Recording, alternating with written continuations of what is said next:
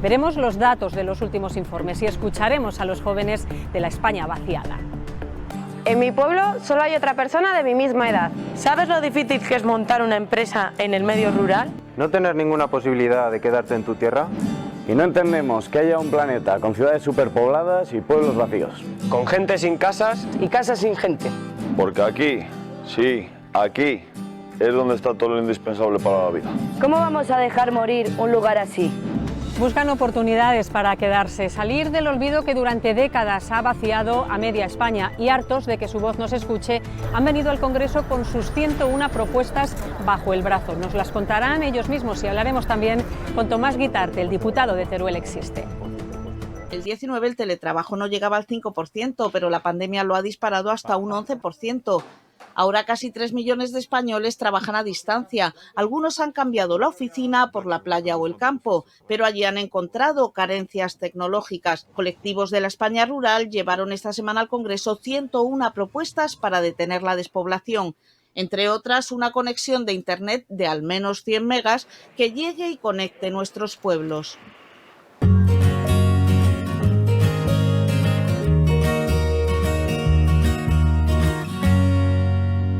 Tomás Guitarte, diputado de Teruel Existe, bienvenido a Parlamento. Gracias. Estamos hablando del teletrabajo, pero claro, hoy por hoy no es una opción viable en la España vaciada. ¿Todavía qué parte del territorio queda sin una buena conexión a Internet? Pues hay bastante más de la que nos dicen, porque hay algunos mapas oficiales que parecen trasladar más una intención que la realidad. Nosotros en el día a día experimentamos que muchas zonas que se dicen que tienen cobertura la tienen, pero muy deficiente, y en el caso concreto en esta provincia muchísimo territorio sin ella. Y eso es muy importante porque el teletrabajo es efectivamente una oportunidad tremenda para solventar el problema de la despoblación. Por ejemplo, para que nos hagamos una idea, ¿para un diputado es posible teletrabajar? ¿En su pueblo, Cutanda de Teruel, usted puede, por ejemplo, votar telemáticamente?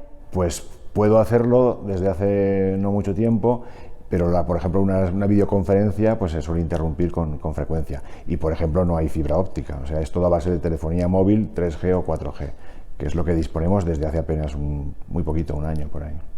Hablamos de la conexión a Internet como un elemento imprescindible para luchar contra el despoblamiento, pero hay 101 medidas que los colectivos han traído esta semana al Congreso. Vamos a verlas y enseguida seguimos charlando. Tomás. Es la al revés, la de la España vaciada, y ellos, sus representantes, pertenecen a 160 plataformas de 28 provincias españolas. Han llevado al Congreso 101 propuestas para evitar la despoblación. El presidente del Gobierno ha vuelto a comprometerse esta semana en unas jornadas en Soria en las que también asistía el líder de la oposición a destinar 10.000 millones de euros de los fondos europeos a la España rural. Debemos de darles continuidad con otras cifras a lo largo de 10, 12, 15 años hasta que este proceso se revierta. Denuncian que la España rural se muere demográficamente. Entre sus recetas, un plan de vivienda y una fiscalidad diferenciada para evitar que la gente emigre. Pueblo pequeño hay que hacerle que sea atractivo, que tenga una serie de servicios públicos aceptables, ¿no? Ser menos no resta derechos. La industria, turismo y empleo deben ser los motores de desarrollo. Otra de las claves pasa por la educación. Necesitamos que haya un currículo que mida y que vea el medio rural como una posibilidad para poder desarrollar todo el talento que tienen nuestros jóvenes. En el interior de provincias como Teruel, Soria, Guadalajara, Cuenca, Bilbao, Zamora se acentúan las desigualdades. Se calcula que el 12% de municipios en España carecen de un centro de salud.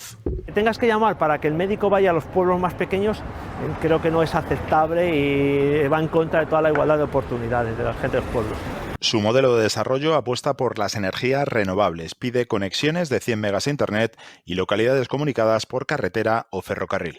Deberíamos de estar a 30 minutos de un servicio básico, sanidad, seguridad, bomberos, y deberíamos de estar a 30 kilómetros de una vía de alta capacidad. 2 años después de esta revuelta multitudinaria en Madrid, esperan que su voz se escuche y evitar que sus pueblos queden vacíos. Entre las propuestas destaca la bajada de impuestos. ¿Cuáles y en qué cuantía? Bueno, nosotros en principio lo justificamos por lo siguiente. Primero porque las desgravaciones fiscales favorables siempre han sido un recurso que ha tenido la Administración precisamente para repoblar la propia reconquista. Cuando se van avanzando los territorios, los reyes otorgan cartas Puebla, que no son sino beneficios fiscales para que se asiente la población, pero también, sobre todo, por un estricto sentido de justicia. En la mayoría de esos territorios, el ciudadano, el empresario, el residente, no recibe los mismos servicios del Estado que recibe en una gran ciudad o que en las grandes concentraciones urbanas.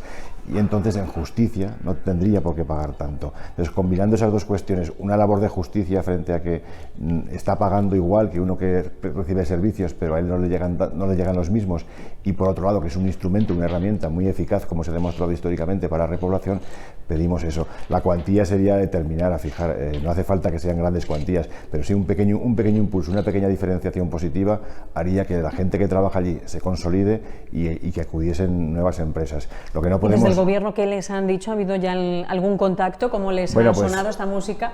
Pues en principio lo que te comentan es que lo van a estudiar, que lo están estudiando.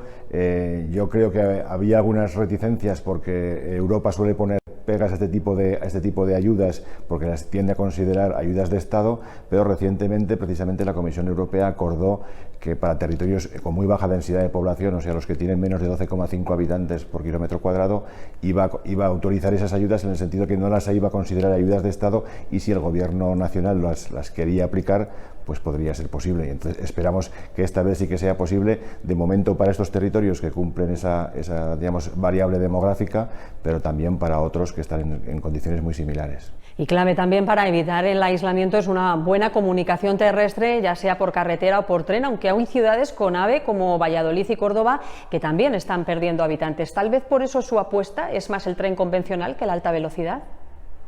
Sí, porque bueno, se ha demostrado, ya se sabía, pero se ha demostrado que efectivamente el tren de alta velocidad conecta puntos muy distantes, pero se olvida del territorio que hay en medio. El tren realmente vertebrador es el tren convencional, que llamamos convencional, pero que ya no sería tan convencional, sino con unas velocidades comerciales más aceptables, en torno a 200 kilómetros por hora. Y no como la línea Teruel-Valencia. Tengo entendido que es el tren más lento de España. ¿Cuánto se tarda en viajar? Pues hasta hace muy poco, que no sé si se evalúa a posteriori, tenía una velocidad media comercial de 70 kilómetros hora. Entonces podrías ir, por ejemplo, de Teruel a Valencia, que apenas son 140 kilómetros, te costará 2 horas y media, o te cuesta 2 horas y media, a veces 3. Y de Teruel a Zaragoza estamos hablando también de 3 horas y media para 180 kilómetros. O sea, son velocidades no competitivas que lo que hacen es desincentivar el uso de ese medio de transporte.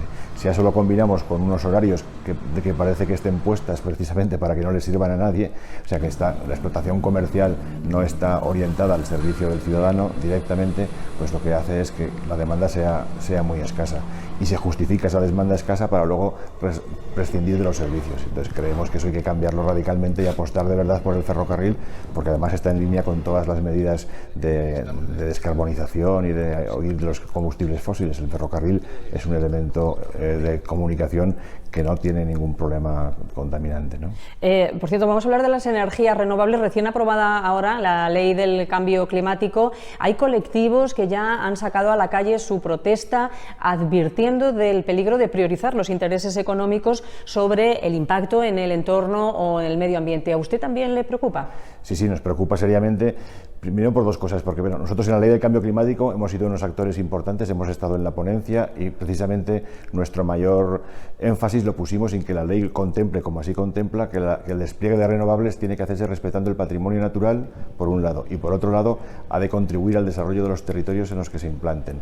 Eso que lo dice la ley lo contraponemos con la realidad. La realidad es que se están agilizando de forma muy rápida parques solares, eólicos, que creemos que corren el riesgo, si no se hacen las cosas bien, de perjudicar a territorios que ya tenían una actividad, por ejemplo, en torno al turismo rural o incluso al turismo de naturaleza, una actividad que empezaba a ser boyante y alternativa.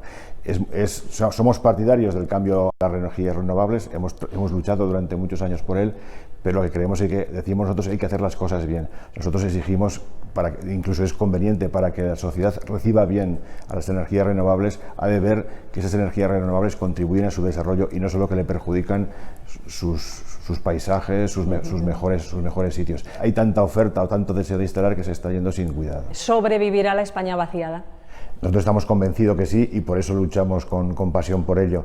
A veces se nos critica o se nos quiere decir que transmitimos una imagen pesimista, pero es lo contrario, es la imagen de aquellos que creen que hay futuro, que luchan por él y luchan denodadamente. Entonces, por supuesto que hay futuro, nos lo demuestran los países de nuestro entorno donde este problema no es tan acuciante, nos abre una posibilidad la nueva tecnología de telecomunicaciones que hace apenas una década era impensable. Creemos que hay futuro y estamos dispuestos a luchar por él. Pues Tomás Guitarte, diputado de Teruel Existe, gracias por compartir sus propuestas con este programa. A vosotros, muchas gracias.